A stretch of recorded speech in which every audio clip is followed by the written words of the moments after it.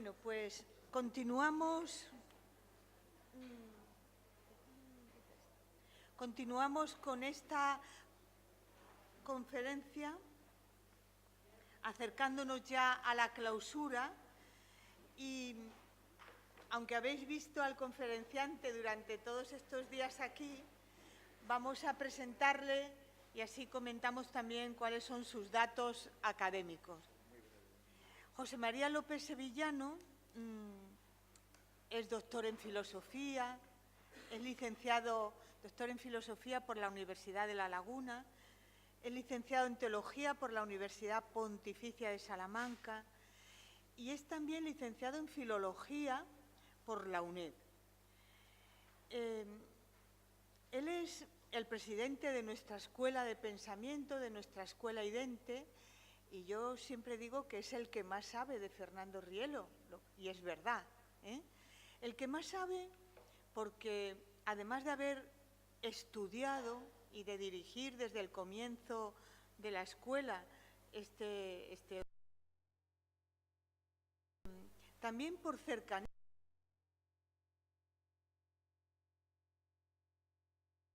con él hablaba más que con todos nosotros, pasaba más tiempo José María que nosotros con él, y con él también comentaba muchos de sus inspiraciones, de sus hallazgos, de sus descubrimientos.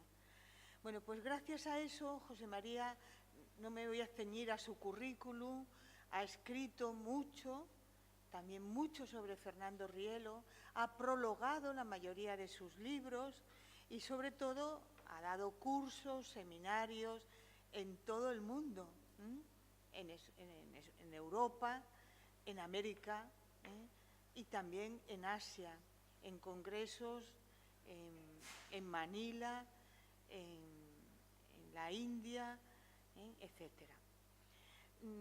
Cuando él ha puesto este título, Mística, Metafísica y Poesía en Fernando Rielo, efectivamente he querido decir también sus estudios, su formación, porque él mismo puede hablar mejor que cualquier otro de todas estas facetas que son multidisciplinares en la obra de Fernando Rielo. Os lo va a contar él. Ayer alguien nos decía, pero también tenéis que hablar más de la propia biografía de Fernando Rielo. Bueno, lo haremos, seguiremos, lo haremos, pero como veis, Fernando Rielo tiene un pensamiento filosófico, abierto a la teología. Yo creo que uno de los caracteres más importantes es su obra mística, o por lo menos, si no es el más importante, por el que es más conocido, pero además Fernando Rielo es autor de muchos libros de poesía,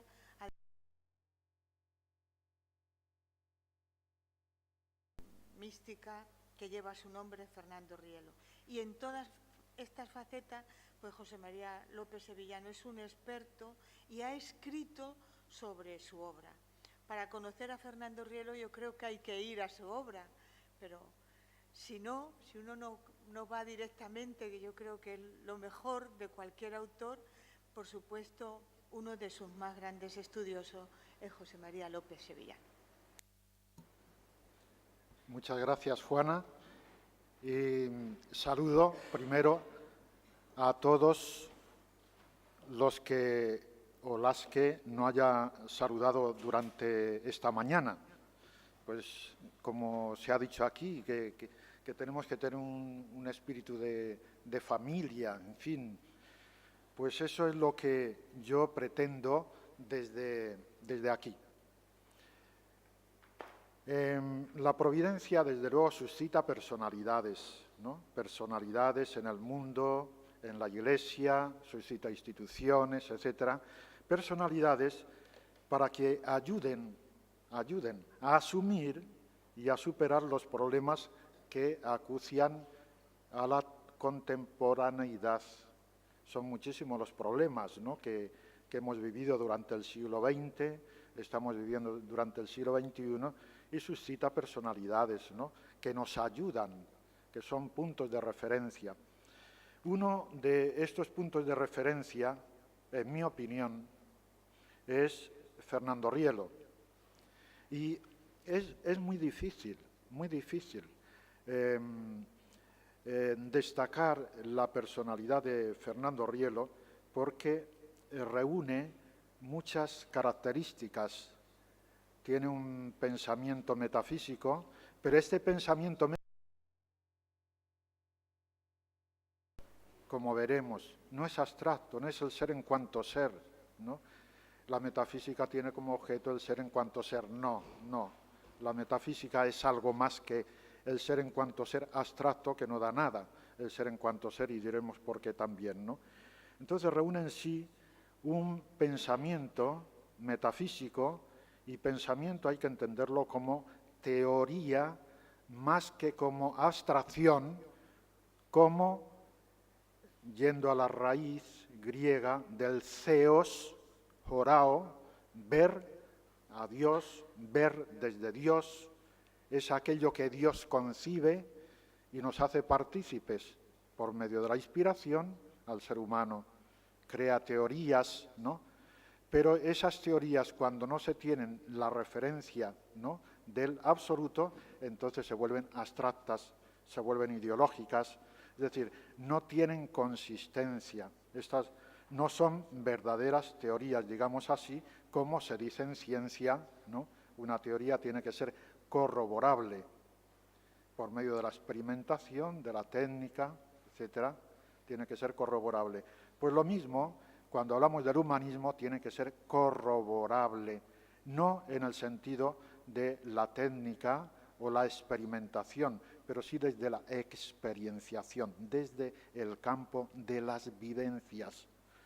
Entonces, no solamente tiene un pensamiento metafísico, sino también una concepción mística, epistemológica, pedagógica, psicoética, psicosociológica, jurista y estética. Fernando Rielo es poeta también. Ya diremos que han hablado ya celebridades de Fernando Rielo como poeta. Tanto de su poesía, hemos hablado más en todos los cursos que hemos dado, tanto en Santander como aquí, como en Madrid, como en Salamanca, como en otras partes del mundo, sobre el pensamiento metafísico, sobre la antropología de Fernando Rielo, pero no hemos hablado tanto de su poesía. Sin embargo, es un gran poeta, y no solamente un gran poeta, sino que ama a los poetas, por eso crea un premio mundial de poesía mística, que ya llevamos la 36 edición. Y lo celebramos normalmente en diciembre. Se presentan unas 270, 280 obras más o menos, ¿no?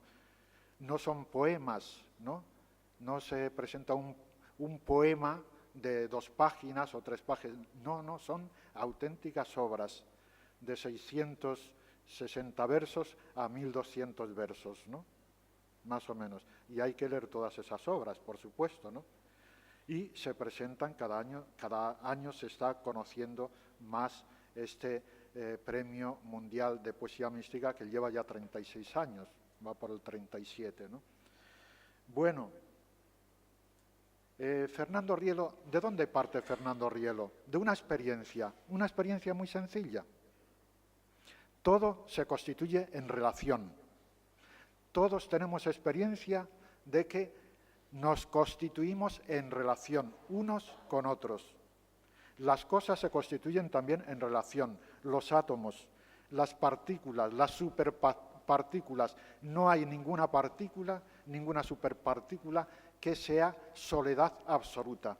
No existe eso. Todo se constituye en relación. Entonces, Fernando Rielo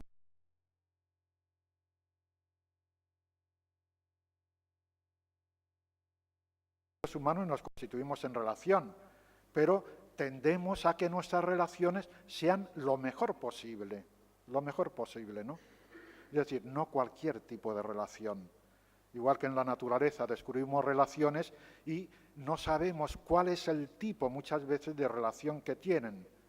Y la ciencia investiga, sigue investigando y seguirá por siglos investigando las relaciones, ¿no?, entre átomos, partículas o superpartículas. Entonces Fernando Rielo tiene, con su concepción genética del principio de relación,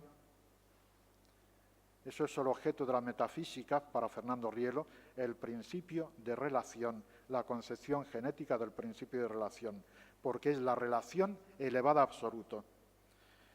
Entonces es expresión a su vez de su vivencia personal, una teología elevada a metafísica y una mística elevada a ontología. Entonces, cuando Fernando Rielo habla de metafísica, se refiere al modelo ad intra. ¿Y qué es lo que se puede hablar del modelo ad intra, por ejemplo? Del absoluto. ¿Se puede hablar algo? ¿El absoluto es el absoluto? Sí que se puede hablar, y eso es la ciencia, lo estudia la ciencia metafísica, es el objeto de la metafísica, ¿no? Entonces, ¿qué es el absoluto? ¿Cómo formar bien la visión del absoluto? Bueno, pues de esto trata la metafísica de Fernando Rielo. Bien, no existe en nuestro autor una metafísica abstracta con su mística especulativa. La mística no es especulativa en Fernando Rielo, no. Es una metafísica experiencial del mundo de las vivencias.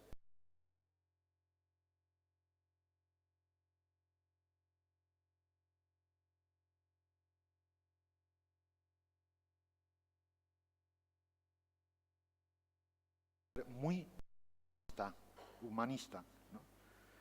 Entonces, fíjense, hay autores de la talla de Miguel de Unamuno que rechazan todo posible influjo especulativo en nuestra mística. Miguel de Unamuno dice que no existe la mística española especulativa. En Alemania sí, pero también hay mística vivencial en Alemania y en otros sitios que no son Alemania, ¿no? Pero es que siempre se ha dicho, la mística española es vivencial, experiencial, la mística alemana es especulativa. Y no es cierto, no es cierto. La mística alemana es especulativa y es vivencial también. Y la mística española es experiencial y es también especulativa. No parte la mística, dice Miguel de Unamuno, no parte la mística castellana de la idea abstracta de lo uno. Claro, lo uno es que no puede dar experiencia mística, ni tampoco directamente del mundo de las representaciones para elevarse a conocer invisibilia Dei pereaque facta sunt, las cosas invisibles de Dios por aquello que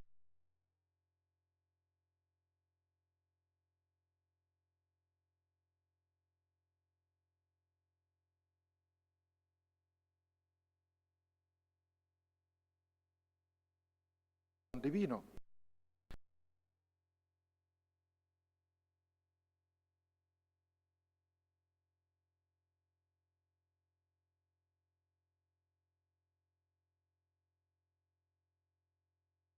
En amor, en dolor. No son resultado, por tanto, de despacho, no es resultado de biblioteca, aunque no sin esto, por supuesto. Fernando Rielo tenía despacho, visitaba la biblioteca muchísimo, leía muchísimo, pero no surge su pensamiento de aquí, ni del despacho, ni de la biblioteca, ni, como se suele decir, desde la Torre de Marfil, sino más bien desde la experiencia de la cruz, desde el sufrimiento. Ayer Jesús Conil nos hablaba, él tiene un libro que se llama Crepúsculo de la Metafísica, y el leitmotiv de este libro, que para mí es un libro excelente, el leitmotiv es que el filósofo tiene vocación metafísica. Todas las filosofías tienen vocación metafísica, sean las filosofías clásicas, las filosofías griegas, las filosofías medievales, las filosofías modernas, incluyendo el marxismo, incluyendo todas las filosofías, tienen vocación metafísica. Y yo le decía, puedes escribir otro libro, El crepúsculo de la mística, y demostrar que efectivamente el ser humano tiene vocación mística, todo ser humano. Y Fernando Rielo dice que efectivamente la vocación metafísica está también en todo ser humano. Ya el niño se hace preguntas de esencia, ¿qué es esto? ¿Para qué? ¿Cómo? Y venga, ¿por qué? ¿Por qué? Es decir,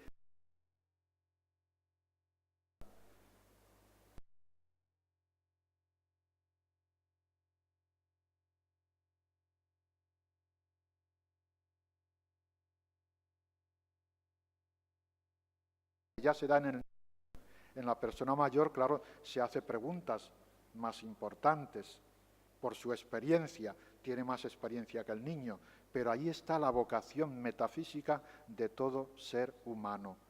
Pero si esto se queda solamente en teoría, el porqué del mundo, la visión, tenemos que tener una visión del mundo, visión de la sociedad, visión de nosotros mismos, que es una auténtica y verdadera antropología. Si nos quedamos en pura teoría especulativa, no vamos a ningún sitio. Necesitamos la mística, necesitamos la experiencia de las vivencias interiores, ¿no? Y claro, una metafísica que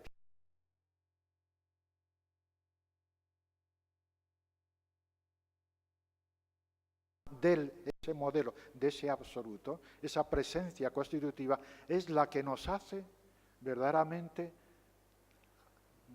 dar unidad, dirección y sentido a nuestras vivencias y a todo lo que nosotros podamos concebir. Es decir, nos da una visión, o nos puede dar una visión bien formada de la realidad, en la cual no podemos incluir a Dios, a los seres humanos y tal, como si la realidad fuera el modelo absoluto. La realidad no es el modelo absoluto. El modelo absoluto es la concepción genética del principio de relación. Y el principio de relación, para que haya relación, tiene que haber dos términos para que haya relación. Un término no da relación, es irrelacional. Cuando decimos Dios, si lo concebimos unipersonal o impersonal, esto es una tautología, Dios es Dios. No podemos salir de ahí. Dios no puede definir, si no se constituye en definición. Si el definiens y el definiendum no están dentro de lo que es el concepto de Dios, no se constituye en definición. Por tanto, la petitio principii, se da la petitio principii. Dios es Dios, se define por sí mismo, y eso es petitio principii. Es lo mismo que los niños cuando le dices, bueno, Dios ha creado todas las cosas, ¿y a mi papá quién la ha creado? Pues Dios. ¿Y a mi abuelita quién la ha creado? Pues Dios. ¿Y quién ha creado a Dios? Petitio principii, ¿verdad? ¿Quién ha creado a Dios? ¿Otro Dios? ¿No? Dios es Dios. Dios se define por sí mismo. Entonces tenemos ahí la petitio principii.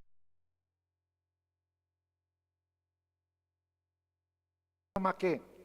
Es principio de relación de dos términos que no son caballos, no son árboles, no son piedras, es la expresión suprema del ser. ¿Y cuál es la expresión suprema del ser? La persona. Luego tienen que ser personas. Y en este caso, de lo que es el principio de relación absoluto, son dos personas que se constituyen en el absoluto, a nivel intelectual, ¿no? Reflexionando. Dos personas que se constituyen en el absoluto. Dos personas, la primera, las dos personas en inmanente complementariedad intrínseca, dice Fernando Rielo, para que constituyan el único absoluto, única infinitud, única omnisciencia, única omnipotencia, etcétera, ¿no? La primera tiene que ser acción agente y la segunda tiene que ser acción receptiva. Las dos son acción, agente y receptiva, para que sea acto absoluto. El acto absoluto es relacional, dos acciones, acción agente y acción receptiva. Esa acción agente de la primera persona tiene que ser engendrar, no dar la existencia. No da la existencia, no se dan la existencia, porque si no serían modelo absoluto. Y la segunda persona es engendrada. Los dos tienen nombre propio, el Padre engendra al Hijo, el Hijo es engendrado por el Padre. Bien, este es el modelo que Fernando Rielo plantea como modelo binitario, Santísima Binidad, dos personas divinas en inmanente complementariedad.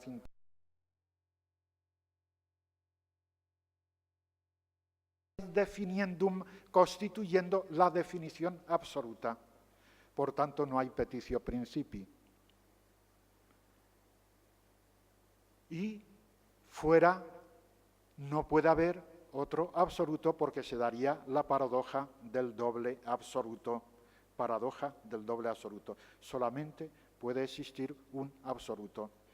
De tal modo que Fernando Rielo plantea esto a nivel intelectual, una inteligencia abierta por la creencia. Fíjense bien que no he dicho fe, es distinto creencia que fe. La creencia la tiene todo ser humano, y alguien que pierda la creencia, que vaya al psiquiatra, porque está muy enfermo. Alguien que pierda la expectativa, está enfermo, tiene que ir al psiquiatra, algo le sucede. Todo el mundo cree en algo, creerá en la familia, creerá en la sociedad, creerá en Marx, creerá en la materia, creerá en lo que sea, pero todo el mundo tiene que creer en algo para pensar, reflexionar sobre eso. La creencia va por delante, abre nuestra inteligencia. Por tanto, el modelo absoluto a nivel intelectual abierto por la creencia, ¿no?, tiene que ser por lo menos dos personas divinas. Bien, cuando hablamos de la fe, ya que he abierto este campo, ¿no?, cuando hablemos de la fe, dice Fernando Rielo, es la creencia elevada al orden santificante. Es decir, Cristo eleva la creencia, la expectativa y el amor al orden santificante. La creencia, la caridad es el amor elevado al orden santificante. La esperanza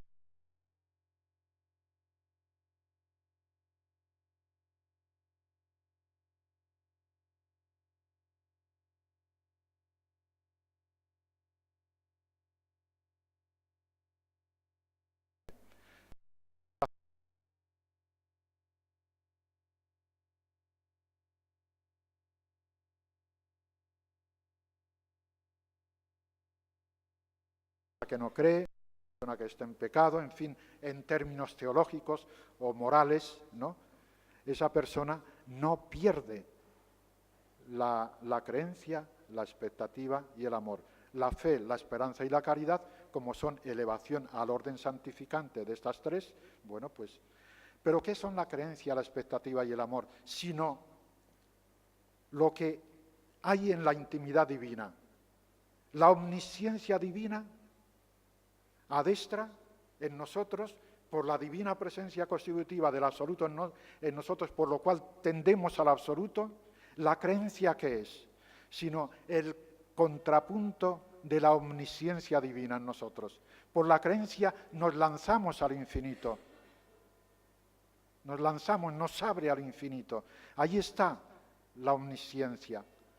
Claro, mística omnisciencia. Una omnisciencia, digamos así, finita, abierta al infinito. El ser humano, dice Fernando Rielo, ni es finito ni es infinito, sino un finito abierto al infinito. finito, abierto al infinito. ¿Qué es la expectativa sino poder? Fuerza en la voluntad, fuerza de vivir, expectativa de futuro. Eso da fuerza, energía, algo, ¿no? Que ese es el contrapunto de la omnipotencia divina. Y la caridad, el amor es en nosotros, amor finito, es contrapunto de lo que llamamos el amor divino. Por tanto, esa intimidad divina, adintra, que Dios tiene adintra, en un sentido infinito, en nosotros es finito, abierto al infinito.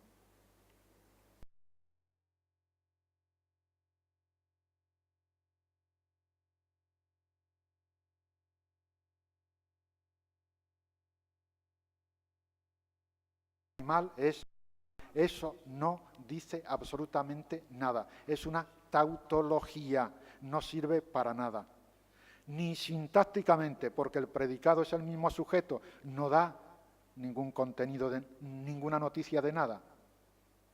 A esa, la mesa es la mesa, no da sintácticamente nada, por tanto carente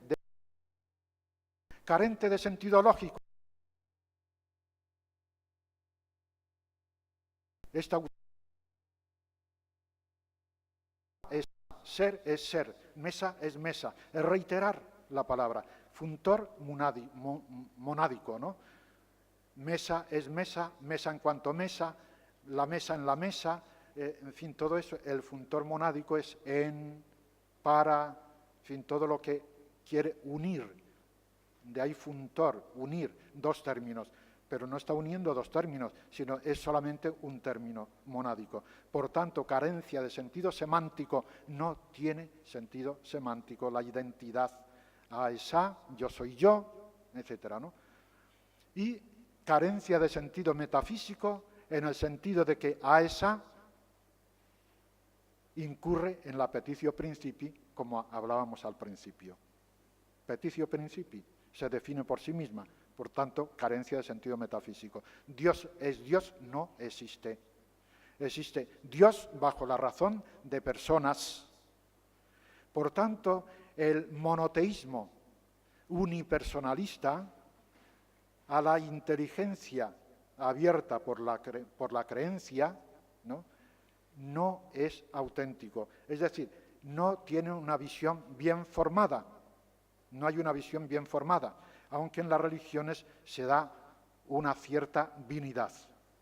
Cuando hablamos de Alá, por ejemplo, en el Islam, ¿no? Alá y Mahoma. Alá es Alá y Mahoma su profeta. Bueno, Alá es identidad, por supuesto, ¿no? Fernando Rielo dice, A es A y algo más que A. Es el ser más, ¿no? Algo más que A. Es decir, dos términos siempre en relación, ¿no? Entonces, esos dos términos en relación, ¿quiénes son? Alá y Mahoma. Lo que pasa que es una binidad mal formada, porque Mahoma es una persona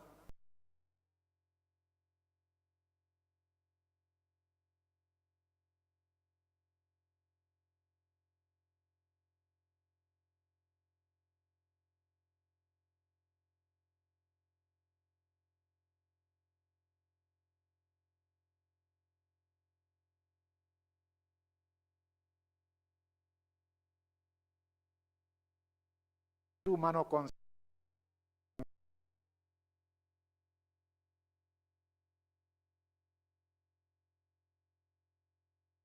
por lo menos dos personas, por lo menos. Entonces, según esto, la eficaz ruptura de la identidad de la persona en su persona es el amor. Es el amor. No existe amor si no hay dos personas. En el ámbito de un monoteísmo unipersonalista, ¿dónde está el amor? Antes de la creación, ¿dónde está el amor? La persona que se ama a sí misma, Dios que se ama a sí mismo, Dios que se define a sí mismo, petitio principii. Tiene que ser por lo menos dos personas el amor, ¿no? La identidad, ya lo hemos dicho, es incomunicación, es irrelación, y la irrelación sería la esencia del vacío absoluto, soledad absoluta. Eso es la irrelación.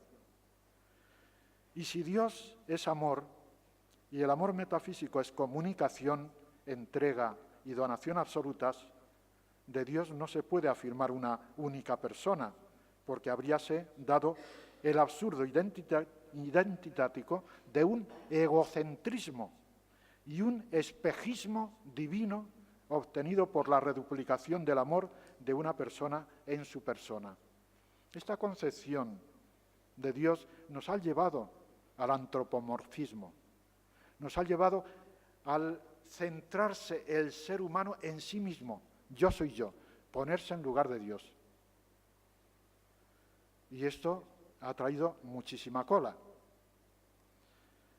Radican aquí las deformaciones antropomórficas que se han elaborado acerca de la divinidad, en la forma de hombre. Dios, forma de hombre, e incluso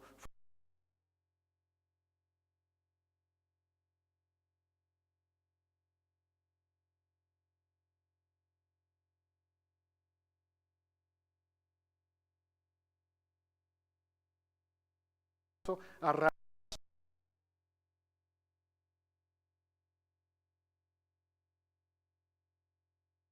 Protágoras cuando dice el hombre es la medida de todas las cosas. De alguna manera, ¿no? En la práctica ha sido así, ¿no?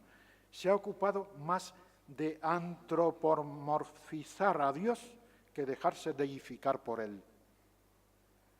En esto ha consistido el histórico lastre cultural, cuyo resultado ha sido el intento ilustrado de la muerte de Dios, con la llamada teología radical, la muerte de Dios. Claro, ¿cómo no va a morir ese Dios antropomorfizado de diversas formas, que ha traído como consecuencia también pues, una serie de comportamientos anómalos, incluso en el cristianismo, en todas las religiones?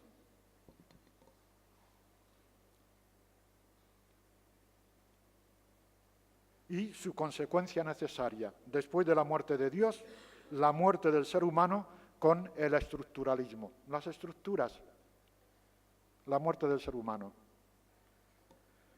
Esta es la concepción narcisista de una divinidad que, propugnada contra las posiciones ateas y agnósticas, por los monoteísmos impersonalistas o unipersonalistas y las diversas manifestaciones del deísmo, ha invadido desde antiguo nuestra cultura.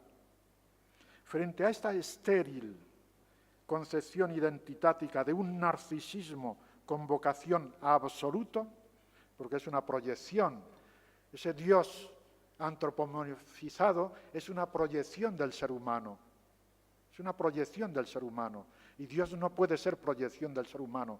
Y nos hemos dedicado a demostrar a Dios, y Dios no se puede demostrar solamente por un hecho muy simple, muy sencillo.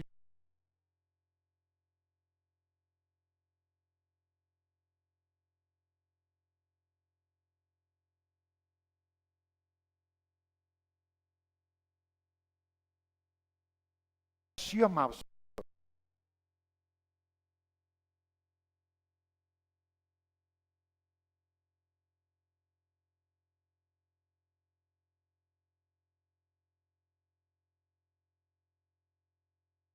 Muchos ateos y hay muchos, incluso yo mismo, pues, en fin, no lo veo tan evidente y tal. Es que la evidencia, señores, hay que ganársela, hay que trabajarla, hay que luchar contra aquello que impide ver.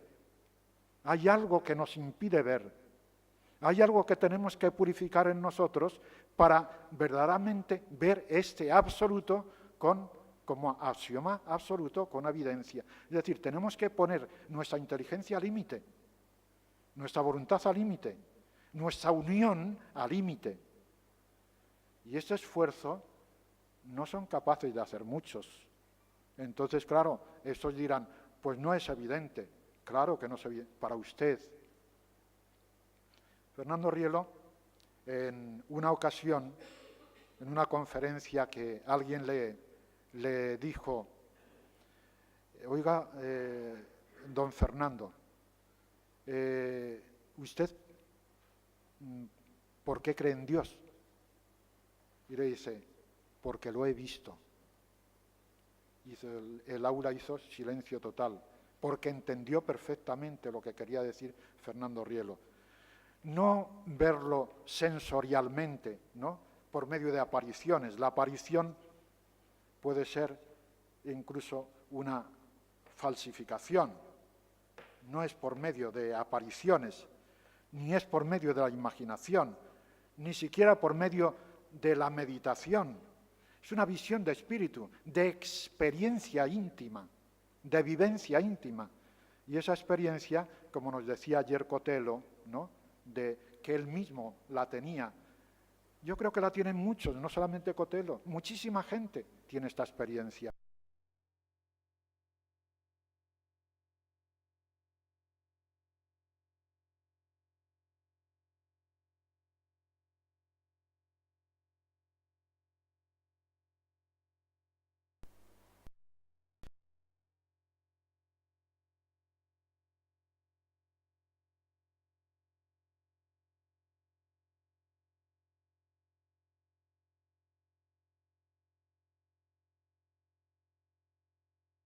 Padre,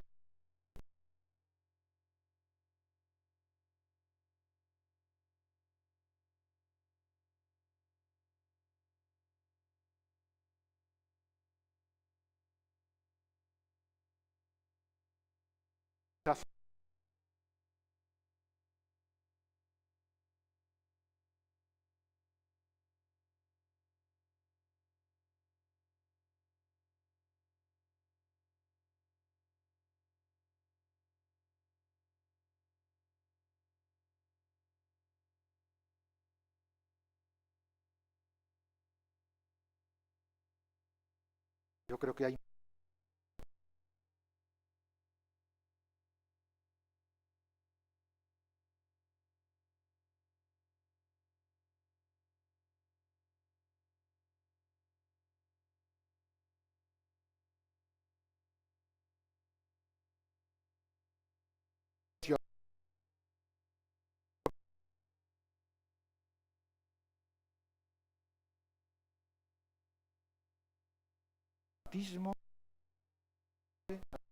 propias. Esto está presente, no solamente en la política, está presente en la religión y está presente, queridos amigos, en nosotros mismos. La espada de Damocles de la ideología está presente en nosotros. Nuestras pretensiones, lo que nosotros pensamos, creemos que es lo mejor, etcétera, y no tenemos la suficiente humildad o sencillez de escuchar al otro, que algo de verdad tiene también. Y esto solamente lo hace una palabra que tiene que estar llena de contenido y no vacía de contenido, que es el amor. Porque el amor lo encierra todo. Dice Santo Tomás de Aquino que el amor es la forma de todas las virtudes. Por tanto, encierra todas las virtudes y valores. Fernando Rielo dice que es la síntesis de todas las virtudes y todos los valores, el amor. Por tanto, si al amor le falta la humildad, esta persona no ama realmente. Hombre, ama, por supuesto. No se puede decir de una persona que no ame en absoluto.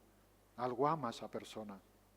Pero algo le falta cuando ese amor no es sencillo, no es humilde. Algo le falta cuando ese amor no es paciente. Cuando ese amor no tolera.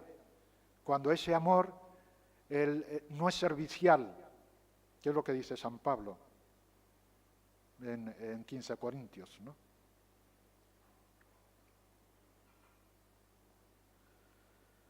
El testimonio, Cristo corrobora con su revelación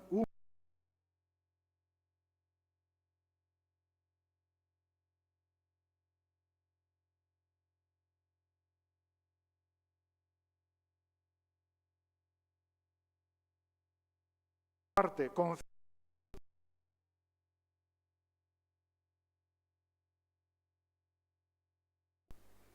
este monoteísmo es una santísima divinidad constituida por la relación filial padre-hijo.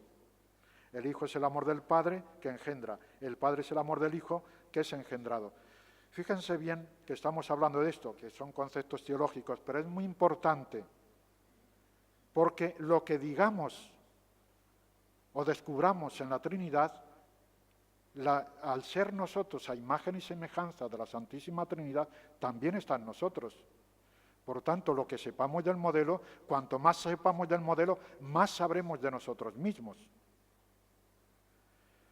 El testimonio de esta Santísima Divinidad prefigurada en el Antiguo Testamento es llevado a su plenitud por el mismo Cristo que muere por confesarse Hijo del Padre. Pero Cristo ha ido más allá de una Santísima Divinidad, revela a nuestra inteligencia, ya formada no por la creencia, sino por la fe, eso, el donum fidei que Cristo me tiene que dar el donum fidei. Fernando Rielo tiene 3 libros de la apologética forense. El primero es Criterio de credibilidad, en este trata este asunto del donum fidei.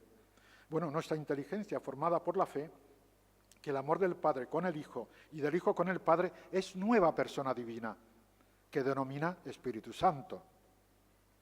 Es el monoteísmo trinitario del credo cristiano cantado por la poesía mística de Rielo. Dice así: tus deseos, oh Padre, me ululan como el viento. Cuando Cristo en mi herida tu fino dedo adentres, solo tú, amor, subsistes eterno esplendor del día. Es decir, no necesariamente en la poesía tienes que sacar a reducir.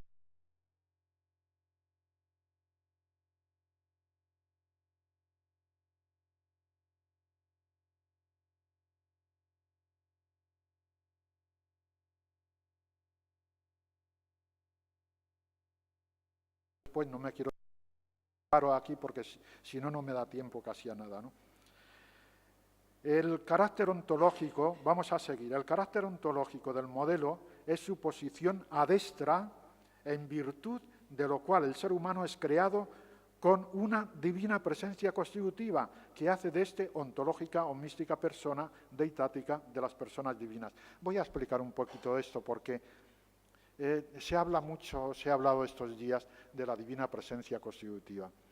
La divina presencia constitutiva del absoluto no es totalmente original de Fernando Rielo. Ya Santo Tomás, la metafísica clásica, hablaba de la presencia por inmensidad, la presencia por presencia, la presencia por esencia, la presencia de Cristo en la Eucaristía, etcétera, ¿no? Pero también los místicos, Santa Teresa habla de esta presencia divina y San Juan de la Cruz, esta presencia divina en el ser humano sin la cual no puede amar, sin la cual no puede llegar a la verdad, sin la cual no puede vivir, ¿no?, la vida espiritual. Es una presencia divina continua, constante. Ahora bien, en los místicos, en la metafísica clásica, no está definido el ámbito general para todos los seres humanos. La divina presencia constitutiva es en todos los seres humanos desde el primer momento de la concepción, ¿no? Todos los seres humanos tienen esa divina presencia constitutiva en el espíritu que crea.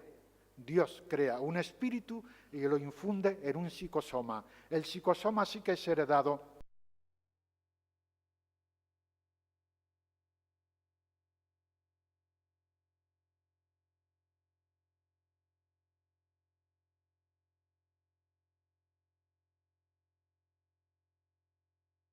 con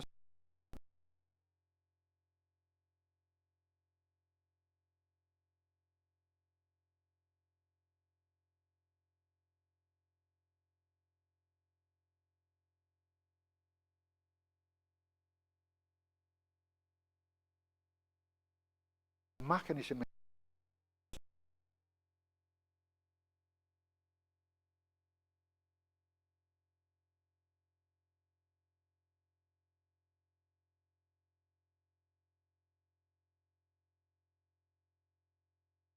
mística la divina verdad. Lo místico, entonces, se dice de lo finito abierto al infinito, de la persona humana finita abierta al infinito, místico. En Dios es absoluto, por tanto divino, ¿verdad? Bien, entonces la divina presencia constitutiva es en todo ser humano. Y esta divina presencia constitutiva, ¿qué otorga a la persona? Para que sea persona. Es decir, fíjense bien que el absoluto está presente, ¿verdad?, en el espíritu. ¿Qué significa estar presente? Que hacen acto de presencia, se personan, hacen con el espíritu una prosopopeya. Se ha hablado de prosopopeya esta mañana. Una prosopopeya, pero una prosopopeya no literaria, no imaginaria, sino ontológica. Nos constituye.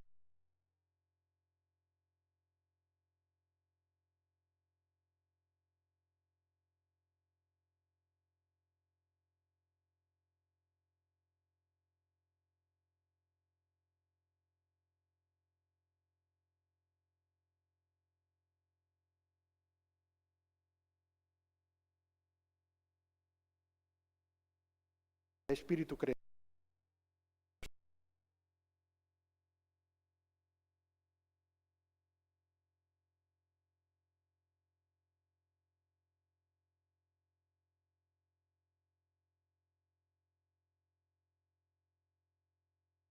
Las virtudes.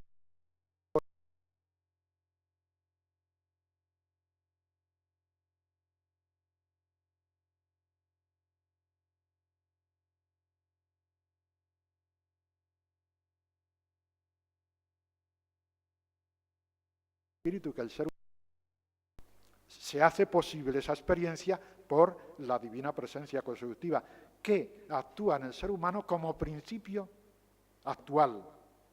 Primero concreacional, porque acompaña la creación del espíritu, infundiendo todo lo que Dios es adintra, lo infunde en el ser humano.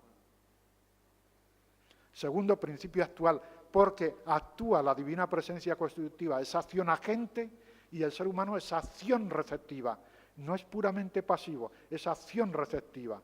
En esa acción receptiva, debido a su tendencia egótica, puede degenerar la verdad en mentira, la bondad en malicia, la humildad en soberbia, y así sucesivamente. Es la degradación que el ser humano hace con su libertad, debido a esta tendencia egótica. Por sí mismo la tendencia egótica no es degradación, la tendencia egótica. Lo que es degradación es poner en práctica esa tendencia egótica, que es lo que hace el ser humano, o lo que hacemos los seres humanos, poner en práctica, en acto, esa tendencia egótica. Bien, entonces, ¿qué es lo que hace Cristo? Cristo eleva este patrimonio genético al orden santificante, de tal forma que lo que decíamos antes, la creencia, la expectativa y el amor, quedan elevados al orden santificante, fe, esperanza y caridad, y las virtudes también elevadas al orden santificante. De tal modo que Cristo forma bien, primero, el modelo vinitario.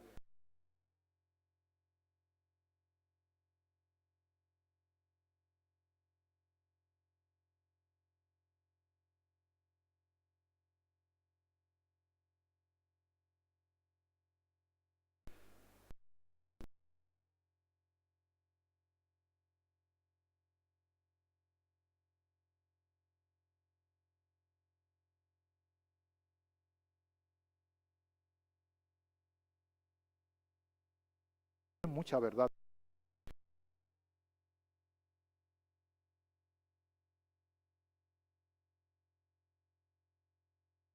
O no van a misa, o no van a no sé qué, en fin, y todo eso. Debemos escuchar, debemos estar atentos siempre al diálogo, ¿no?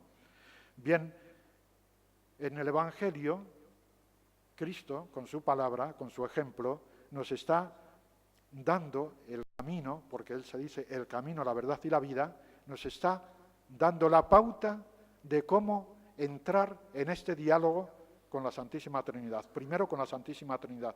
Si yo tengo un auténtico diálogo con Dios, sabré tener diálogo perfecto con los hombres.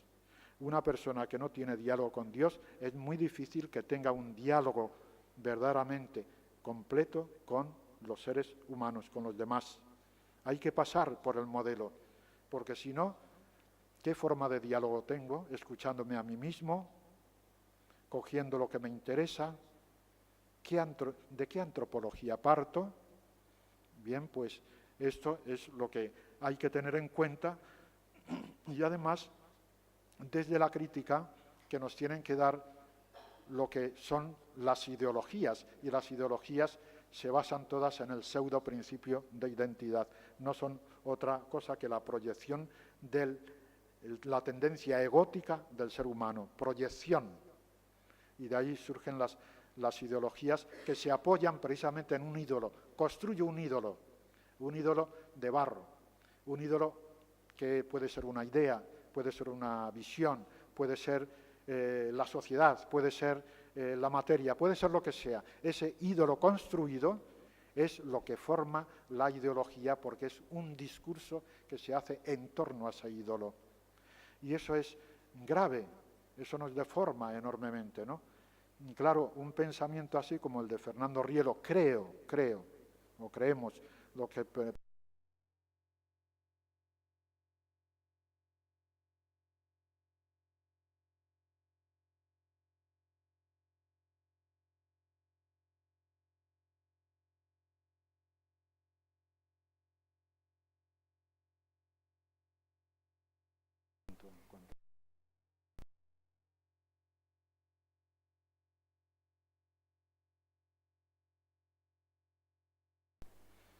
no, yo creo que era necesario explicar un poquito esto. Vamos a ver. Descendiendo a un ejemplo de poesía, ¿no?, de la unión santificante o cristológica, me salto una explicación acerca del sentido estético que tiene Fernando Rielo. ¿En qué consiste la estética, no? Dice, un ejemplo de la unión santificante o cristológica, signada por la delicadeza y suavidad de las imágenes poéticas de Rielo, he aquí un fragmento del poema Vírgenes Mundos, que, contrapunto del poemario alessandrino Ciudad del Paraíso, se nos presenta esculpido en la personal forma versicular, donde el autor de Los Hijos del Encuentro, Fernando Rielo, nos comunica con su filiación mística su activísima contemplación estática en la que la naturaleza queda transfigurada. Dice así el poema: «Oh mundos, mundos inmensos de inmensas aguas, en inmensos cielos que inmortales formas ingrávidas me acogieron sin dejarme, cielos con inmortales perros, inmortales peces, inmortales aves, cenistales aires sin carne tan puros, tan bellos, tan brillantes, que ni decir ni hacer yo puedo.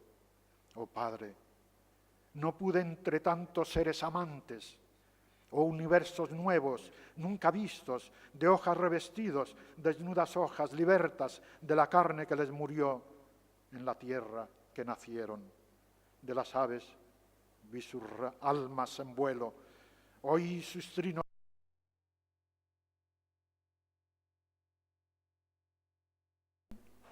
No sin el beso de cada día, no sin darme aquel célebre consejo que hoy, más viejo y más enfermo, todavía recuerdo.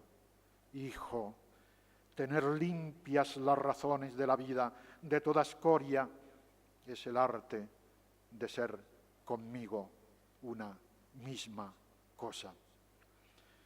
Esto es del libro El llanto azul de Fernando Rielo. Ya lo vemos, que lejos queda el hermetismo cultivado por Mallarmé o Valéry, que además ellos lo quieren así, que hallan su reflejo en el diario de un poeta recién casado, del gran Juan Ramón Jiménez, o en la realidad y el deseo de Cernuda, o en el Cántico de Guillén, por citar algunos poemas. La contemplación estática de la naturaleza ha sido además cincelada por diferentes poetas con características muy varias: renacentismo y bucolismo en Cernuda, exuberancia y armonía en Guillén, alegría y libertad en Prados o Gil Albert, simbolismo y fusión en Alexandre, paisajismo y figuración en Gerardo Diego, etcétera, etcétera. Simplemente me salgo del texto, decir que la poesía mística es potenciante, incluyente y dialogante. Incluye todas las formas poéticas, incluye todas las construcciones poéticas. La poesía mística es eminentemente potenciante. Y esto es lo que hacemos reflejar en el Premio Mundial de Poesía Mística. Hay muchas clases de poesía. Incluso dicen poesía social. La poesía no es social. La poesía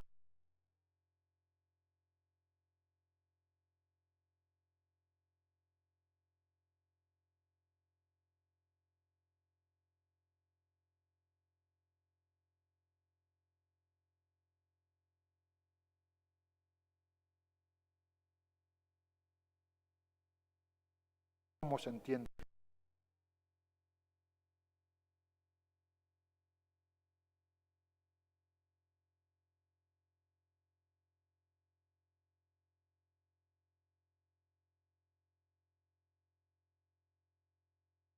De abajo arriba ni de arriba abajo, ni un resultado del método inductivo-deductivo.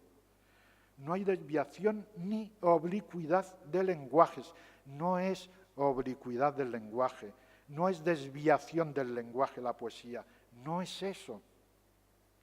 No existe traslación de campos semánticos en la poesía, que se habla de traslación de campos semánticos, se habla de todo esto que estoy hablando ahora. La poesía es mucho más que todo esto. Son decires, pero es mucho más la poesía, ¿no? El poema, es cierto, no se hace con ideas, pero tampoco se hace, como afirma Mallarmé, con palabras simplemente. Yo pongo una palabra detrás de otra y tal, y así, y eso es un poema. No, no se forma solamente con palabras. El poema es mística contemplación estática en la unidad de imágenes verbales que tienen como soporte la metáfora, como soporte. La poesía no es metáfora, es más que metáfora, tiene como soporte la metáfora, el símbolo y otras figuras de edición de carácter auditivo, de visual, sensorial, intelectivo, emotivo. Me está avisando Juana de que tengo que terminar y termino.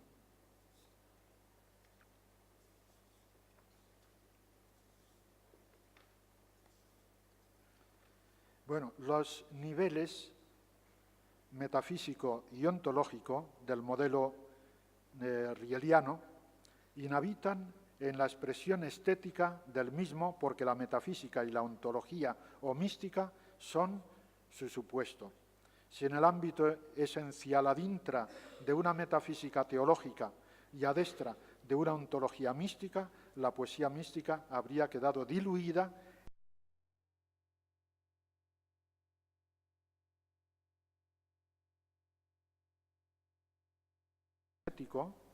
no teniendo carácter absoluto, sustenta de todas formas aquella larvada geneticidad que lo hace propenso, confirmando, aunque oblicuamente, la definición mística del hombre, a hacer causa común con una ideología, con un eidolon, un ídolo, que, convertido en pseudo-absoluto de razón aparente de su esteticidad. Una esteticidad que corrobora, a pesar de sus mayores o menores deformaciones, aquella dimensión mística que indeleble define al ser humano y en particular a su sentir poético. Nada más, muchas gracias.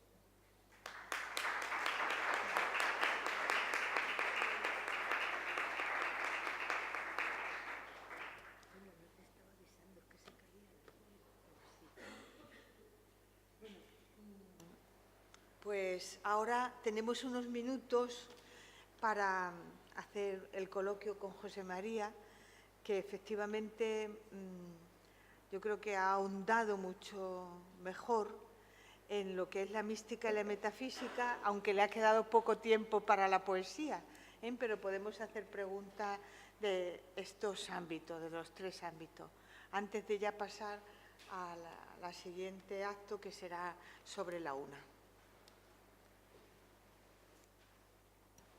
Pedro, ¿no?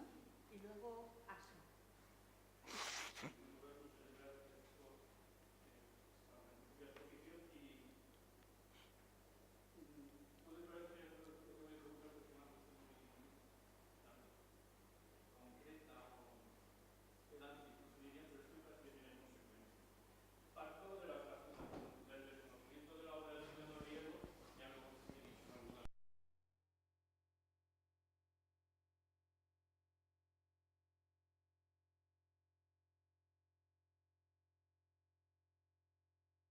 Estos días, el esquema general, el planteamiento, pero, en fin, justamente la misma riqueza de lo que nos transmitís, pues lo que nos transmiten es lo que suscita las preguntas y la reflexión, y tal vez la falta de comprensión mía con claridad de algunas de las propuestas. Voy a centrarme en la cuestión de Dios y en la diferencia metafísica mística, que es un tema al que, en fin, le estoy dando vueltas este día. Y voy a... Primero, una pregunta muy general sería, ¿hay alguna reflexión larga, en fin, de Fernando Rielo, o una posición clara, quiero decir, trabajada, extensa, sobre el tomismo, en concreto sobre la obra de Tomás de Aquino?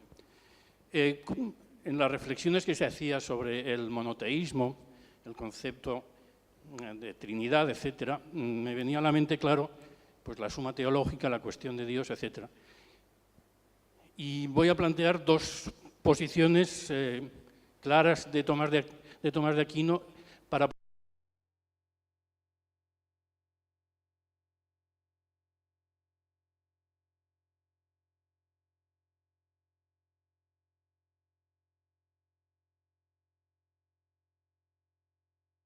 de fe. Los preámbulos de fe son aquellas verdades que podemos alcanzar racionalmente, pero que tienen un significado religioso. Los artículos de fe son aquellas verdades religiosas que conocemos gracias a la revelación. Cuando trata, en la cuestión Dios existe, cuando plantea el tema del conocimiento racional de Dios, filosófico, niega que para nosotros sea evidente la existencia de Dios. Y, por tanto, tiene que ser un conocimiento a posteriori, es decir, un conocimiento a partir de la experiencia. Y, por tanto, es un conocimiento limitado no a lo que Dios es, sino a que Dios existe, a la existencia de Dios. Posiblemente esto es muy pobre desde el punto de vista de la vivencia religiosa, pero es lo que Tomás de Aquino nos dice que es alcanzable para la razón natural. ¿Por qué lo considero muy importante? Pues por un tema práctico, por un tema pastoral, por un tema de credibilidad de la Iglesia, porque es permitir, con una expresión ya contemporánea del concilio, la autonomía de las realidades temporales. Es decir, diferenciar los saberes es no poder exigir a un tipo de saber aquello que no puede dar por su propia naturaleza, por su propia limitación conceptual, metodológica, y por tanto no juzgarlo por lo que nos propone y lo que nos ofrece un tipo de saber diferente y superior. En fin, ya digo, puede que esté muy trabajado en Fernando Rielo estos temas. A lo que voy, pues, es esa, es la diferencia, en un sentido más tradicional, la diferencia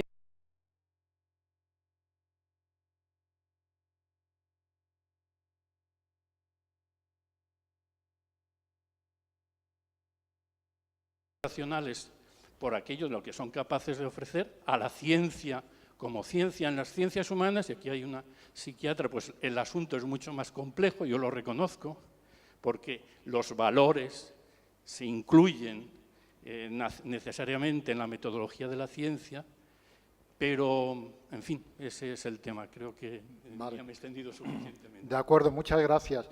Bueno, para responder a esta pregunta yo tendría que estar aquí 3 horas, por lo menos. 3 horas.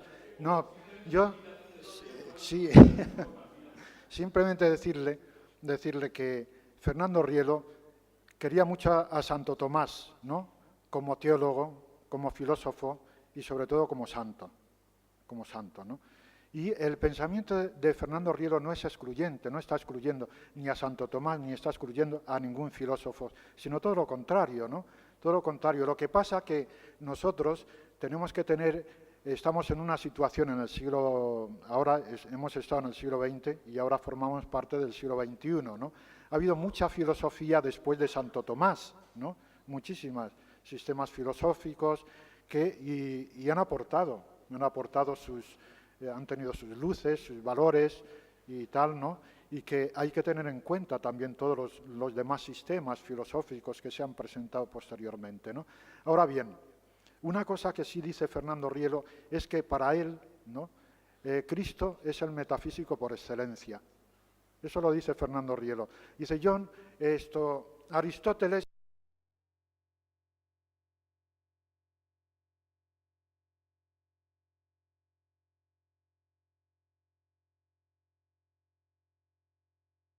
romper la formalidad, aquello que tiene de deficiencia y darle luz, que es un intento que hace Santo Tomás, por supuesto, ¿no? En ese sentido. Pero claro, ha habido otras filosofías posteriores. Y entonces lo que hace Fernando Rielo es ir a Cristo, ¿no? Cristo como metafísico. Por eso, cuando hablamos de la divinidad, ¿no? Dice que Cristo está corroborando esa divinidad, ¿no? Santísima Divinidad. El Padre y yo somos una misma cosa, etcétera. Está corroborando eso y está corroborando la Santísima Trinidad. Claro, la metafísica de Fernando Rielo tiene muchos capítulos. Entre ellos está también la introducción crítica que hace a todas las filosofías, ¿no? Y lo que tienen de verdad todas las filosofías también. Es una síntesis que también hizo Aristóteles, ¿no? Con las filosofías también anteriores, ¿no? Que él recoge y sistematiza de alguna manera, ¿no? Bien, pues yo creo que Fernando Rielo está haciendo o ha hecho este esfuerzo, lo estamos dando poco a poco, en dosis pequeñas, sin hacer mucho ruido y tal, pero yo creo que la sistematización que hace Fernando Rielo, ¿no? Acerca de la metafísica, él concibe que la metafísica es teología, perdón. Él divide la teología en teología metafísica, teología mística, teología epistemológica, teología ecológica y teología matemática. Dentro de todo esto pues ya están todas las diversas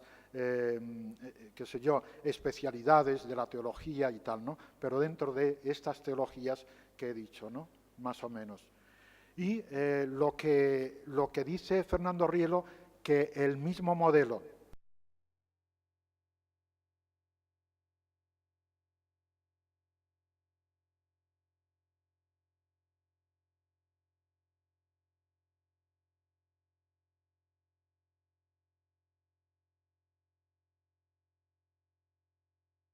a Dios filosófico, a Dios su ratione absolutitatis, ¿no? Entonces, claro, en su metafísica teológica introduce términos filosóficos y términos teológicos. Por ejemplo, cuando decimos divina presencia constitutiva, ahí está la filosofía y está la teología, las dos cosas, ¿no? Es decir, los lenguajes tanto de la teología y de la filosofía son intercambiables. Ahora bien, lo que él distingue perfectamente son dos ámbitos, ¿no? El ámbito general, lo de la inteligencia abierta por la creencia, no una inteligencia pura, no existe la inteligencia pura, ¿no? Y el ámbito cristiano, cristológico, que es la inteligencia, ¿no?, abierta por la fe. Pero claro, estos son pinceladas que le doy yo para más o menos que se haga un poco de idea de por dónde va Fernando Rielo, pero efectivamente todo esto lo tiene estudiado y, como le decía, tendría que estar aquí explicando durante 3 horas más o menos, ¿no? Acerca de la evidencia. No, la evidencia no... acerca de la evidencia, Fernando Rielo dice la concepción genética de la evidencia, ¿no? No es una evidencia que se nos presenta, por ejemplo, por los sentidos. Por ejemplo, se me presenta esto evidente por los sentidos, pero habría que decir que una mesa no se me presenta tan evidente a los sentidos, porque cogemos un microscopio y empezamos a ver arrugas, empezamos a ver cosas, y un microscopio todavía más potente, y empezamos con los átomos, en fin, con las partículas subatómicas, etcétera, etcétera, ¿no? Es decir, no se nos presenta tan evidente. Por eso es ese tipo de evidencia que es genética, como dice Fernando Rielo, a la que se refiere, ¿no? Y que esta evidencia genético de la evidencia necesita un esfuerzo, es decir, necesita una purificación, necesita un llevar al límite nuestra inteligencia, nuestra voluntad y nuestras fuerzas, ¿no? Como dice Cristo en el Evangelio, citando la Escritura, ¿no? Me amarás con toda tu inteligencia, con toda tu voluntad, con todas tus fuerzas, ¿no? Y es ahí donde efectivamente se alcanza esa evidencia, pero es una evidencia mística, finito, abierto al infinito. Es decir, ahí estamos en el terreno de la evidencia, pero es una evidencia dinámica, ¿no? No es una evidencia, una vez que llegamos a esa evidencia, ¿no?, como nos decía ayer Cotelo, bueno, pues él tiene una evidencia, ¿no? Ahora esa evidencia es incrementativa, es una evidencia abierta al infinito, es decir, tiene que incrementar esa evidencia. Lo que no existe es la evidencia absoluta, porque si hablamos de evidencia absoluta, incurrimos, como Fernando Rielo dice, en la paradoja del doble absoluto. No podemos absolutizar, ¿no? Bien.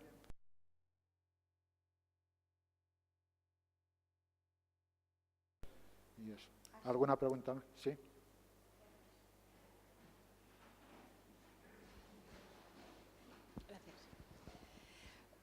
Muchas gracias por su exposición. Para mí, la mayoría son conceptos nuevos, muy atractivos, muy bien presentados para que yo me pueda enterar. Pero a lo mejor lo que yo quiero preguntarle es que se me ha escapado, usted lo ha dicho, pero me he quedado con las ganas de saber. Además, pasaba las páginas y yo decía, qué pena que esto no nos lo contará y el otro tampoco, porque le falta tiempo. Pero me gustaría, si pudiera aclararme, que no lo he captado, el paso de teología binitaria a teología trinitaria. De acuerdo. Eso es el problema fundamental, ¿no? Incluso ecuménico. El paso de la teología binitaria, ¿no?, a la trinitaria es por la fe, es el don de la fe. Ese don de la fe nos tiene que ser dado, ¿no? Es una gracia. Aunque Fernando Rielo dice que también el ámbito de la divina presencia constitutiva es una gracia prima. Es una gracia prima. Es decir, nos es infundida la verdad, la bondad, la hermosura, pero esa verdad que tenemos infundida, vamos a fijarnos solamente en la verdad. Esa verdad que tenemos infundida es una verdad finita, abierta al infinito, ¿no? Tiene que ser activada por la gracia, ¿no? Por la gracia. Por eso se llama gracia prima, digamos así, ¿no? Activada por la gracia, y entonces, claro, somos inspirados. Todo lo bueno nos viene de arriba, ¿no? Lo bueno, lo bello, lo verdadero, nos viene de arriba, ¿no? Entonces es gracia prima. Y es gracia que tiene todo ser humano, como el sol, sale el sol y la...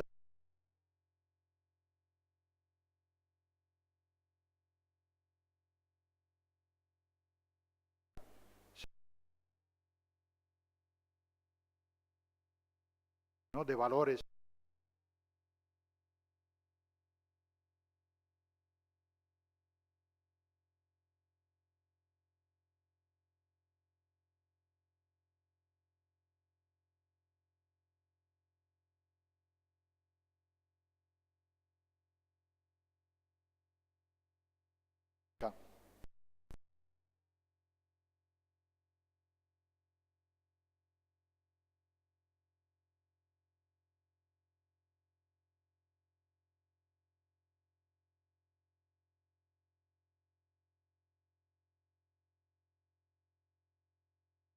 prima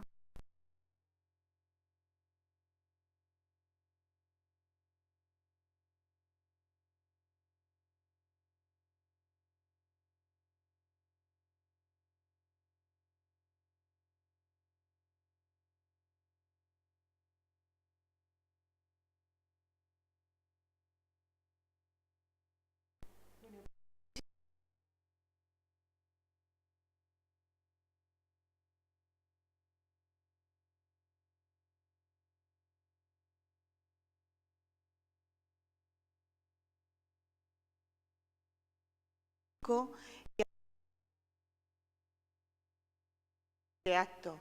Creo que ya ha llegado el decano de la Facultad de Teología, porque creo que en estos días a lo mejor lo hemos anunciado de alguna manera.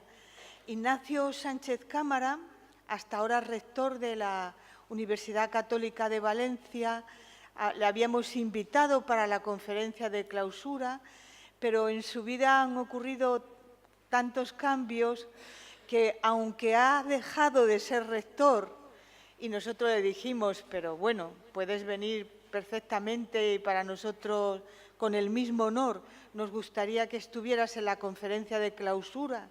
Y él nos dijo que sí. Sin embargo, debido a los traslados que tiene que hacer él y su propia familia, dejar de vivir en Valencia para volver de nuevo a Madrid, donde vive, él es catedrático de La Coruña, pues hace solo 48 horas nos dijo que le era imposible poder asistir. Con lo cual, esa conferencia no la vamos a tener. Vamos a tener el acto de clausura, está el decano de la Facultad de Teología, está el profesor Domingo Moratalla, director de este centro de la sede de la Menéndez Pelayo en Valencia, y vamos a entregar los títulos, los certificados de asistencia, y se nos ha ocurrido, fuera de programa, pero para todos aquellos que no pudieron estar ayer por la tarde y, sin embargo, esta mañana están, volver a poner la conferencia de Juan Manuel Cotelo. Pues nada más, en 5 minutos volvemos a cambiar la mesa y preparar la siguiente. Muchísimas gracias.